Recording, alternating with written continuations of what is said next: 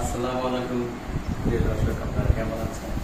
আশা করি ভালো আছেন। এই দেশের পরিস্থিতি, এই সার্বিক অবস্থা নেই আমাদের আফরিন ম্যাডামের কাছে কিছু জানতে চাই। আসসালামু আলাইকুম ম্যাডাম, কেমন আছেন? ওয়ালাইকুম সালাম, খুবই ভালো আছি। বসুন, তুমি কেমন আছো? ইনশাআল্লাহ আলহামদুলিল্লাহ, আমিও ভালো আছি। আচ্ছা, এই যে আমাদের যে বন্যার পরিস্থিতি নেই, এখন পানি তো আস্তে আস্তে নিচের দিকে যাচ্ছে। এই মুহূর্তে আমাদের এই পানির বিষয়টা নিয়ে আমাদের পরিবেশ বিষয় নিয়ে কি করার আছে, আমাদের কি করলে আমাদের শরীর স্বাস্থ্য ভালো থাকবে, এই বিষয়টা যদি আপনারা জানতে পারতেন।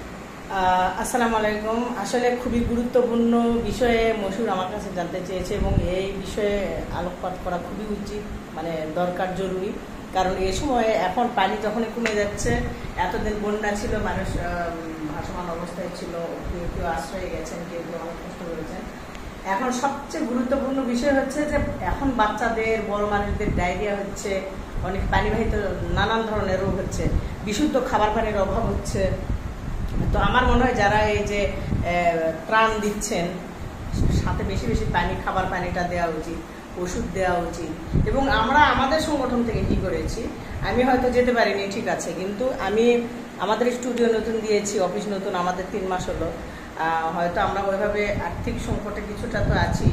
তো তারপরে আমরা কি করেছি, আমাদের এখানে যেহেতু মিউজিক ইনস্ট্রুমেন্ট আছে, এগুলো নিয়ে আমরা নানান জায়গায় আমাদের লোকজন নিয়ে, আমাদের যেখানে একদিন আমরা এখানে ইনকাম করলে মোটামুটি আমরা চলতে পারি, সেই ইনকাম বাদ দিয়ে আমরা কিন্তু কি করেছি, আমরা রাস্তায় রাস্তায় যে আমরা কিন্তু সাহায্য চেয়েছি, আমরা গান গেয়ে, আমরা আমার মশুর সহ আরো 2-4 জন আমাদের এখান থেকে যে অফিস বন্ধ রেখে তারা রাস্তায় যে মোড়ে মোড়ে, শপিং মলের সামনে যে, স্কোয়ারের সামনে যে, এগুলো থেকে গান গেয়ে গিয়ে টাকা তুলেছে এবং এটা বন্যার্তদের মাঝে আমরা কিন্তু বিলি করেছি।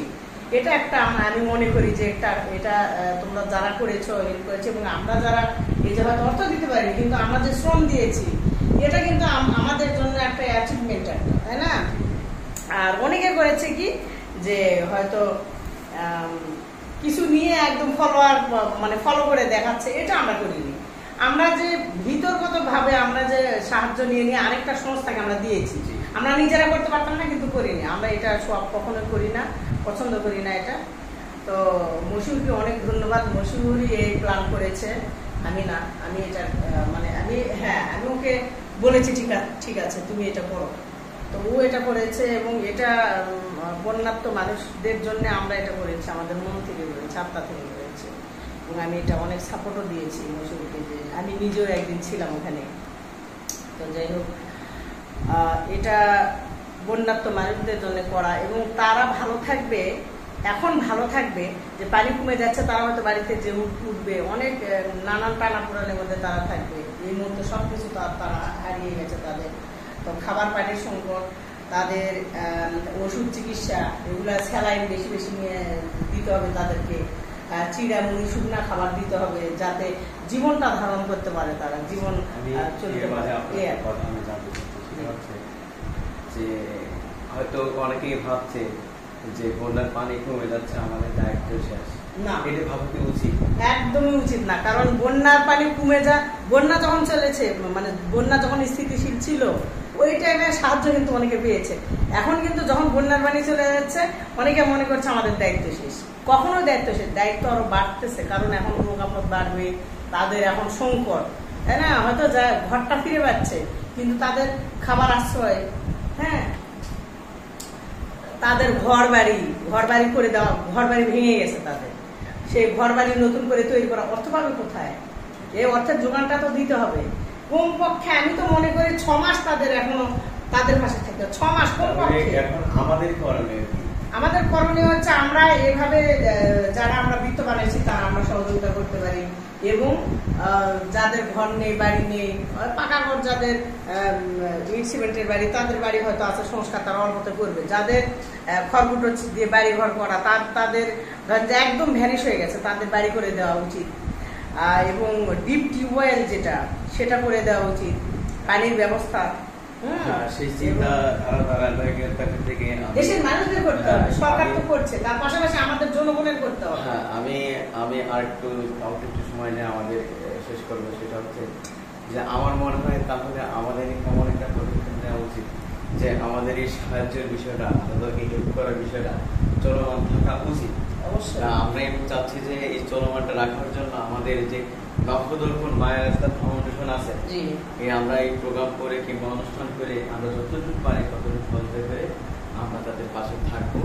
এবং এটা তুমি জানো যে আমরা সিদ্ধান্ত নিয়েছি যে আমাদের এখানে একটা অনুষ্ঠান করবো, অনুষ্ঠানের আমরা সিংহভাগ অর্থ আমরা তাদের মাঝে মিলিয়ে দেবো। প্রতিনিয়ত তো আমরা এটা করছি এবং আমরা এখানে একটা প্রোগ্রাম করবো ইনশাল্লাহ। নক্ষদর্পণ এবং মায়ের রাস্তা ফাউন্ডেশন থেকে আমরা যৌথভাবে একটা প্রোগ্রাম করে প্রোগ্রামের যতটুকু অর্থ শিল্পীদের কাছ থেকে আসে, আমরা তো শিল্পী ভিত্তিক আমরা অনুষ্ঠানটা করবো। তো এই শিল্পী ভিত্তিক অনুষ্ঠান করার পর আমাদের যা আসবে সিংহভাগ আমরা এখানে হেল্প করতে চাই আমাদের জায়গা থেকে আর কি। ঠিক আছে, হয়তো অ্যাভেলেবেল আমাদের নাই, কিন্তু যতটুকু পারবো আমরা সাধ্যমতো চেষ্টা করছি। আপনাকে ধন্যবাদ। এবং দেশের সকলকে আমি আহ্বান জানাবো যে সবাই সবাই সাহায্য করবে। অন্তত 6 মাস তো সাহায্য করতেই হবে, তাদের পাশে থাকতে হবে আমাদের। ঠিক আছে ম্যাডাম, শুধু সরকার একা পারবে না। দেশে এখন যে অবস্থা, বিধ্বস্ত অবস্থার মধ্যে আমরা স্বাধীনতা কয়েকদিন হচ্ছে আমরা মাত্র পেয়েছি। এই সময়টাতে সরকারকে আমাদের সহযোগিতা করতে হবে। আমরা নিজের দ্বারা এগিয়ে আসবো, দেশের সবাই এগিয়ে আসুন, তাদের পাশে দাঁড়ান। আমরা যে কোনো বিপদ আপদে দেশের মানুষ, আমরা দেশের মানুষের পাশে থাকবো ইনশাল্লাহ।